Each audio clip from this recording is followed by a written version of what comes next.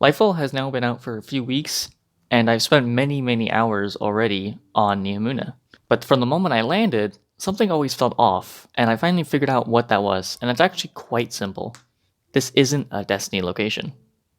Now you're all probably sitting there scratching your head. You're like, Jimbo, what do you mean? You're a goof. I can land there and just play around there. Yeah, you can, but I think Neomuna is completely devoid of life. And what I mean by that is there's nothing I can really look at in Neomuna that says, oh man, I can only see this in Destiny. Oh, look over there. That's amazing. That looks like it's in Destiny. And to make sure I wasn't like crazy or anything, I started to go to the other locations from like Europa, the Throne World, to even the EDZ and the Cosmodrome and just walk around, just explore. And I found a lot more interesting things about these other locations that stood out to me where Neomuna falls flat on. A big reason why Neomuna falls so flat is because it was advertised as like this city that was supposed to be filled with life, with all these civilians and the Cloud Striders.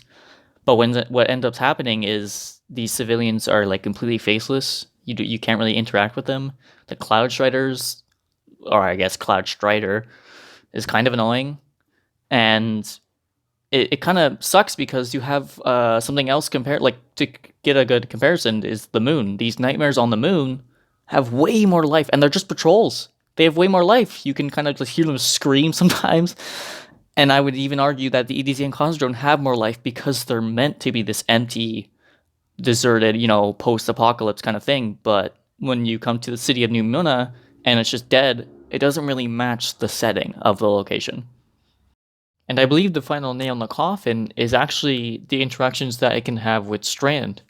You have these giant skyscrapers that you can't really grapple onto, you can't really interact with them. They're just kind of there for show. You're just stuck behind these invisible walls that just won't let you play around in the sandbox. It's actually unfortunate because you would think it would actually have these interactions, but you just can't. I think I blabbered on enough about how Neomuna doesn't really fit the Destiny and just pales in comparison to how much world building and storytelling the other locations do.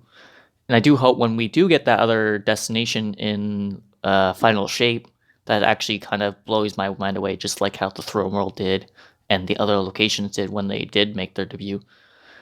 By no means is Neomuna a bad looking destination. It's actually still gorgeous. Whenever I'm on it or playing around in it, it doesn't feel like I'm playing Destiny. But that's pretty much everything I've got. Thank you for watching, and I hope to guys see you soon. Have a good one.